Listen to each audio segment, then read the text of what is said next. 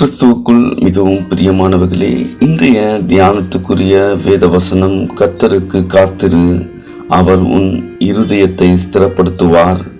திடமனதாயிருந்து கர்த்தருக்கே காத்திரு.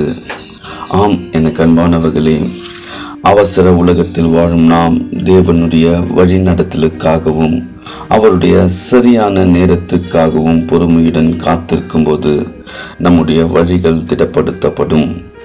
ஆம், எனக்கு அன்பானவர்களே, காத்திருப்பது என்பது அது ஒரு கடினமான காலம். உன்னுடைய சக்தியை இழந்து, உன்னுடைய எல்லைகளை இழந்து நிராயுதபாணியாக நீ காத்திருக்கும் போது நீ பின்மாற்றம் அடைந்து விடாதே.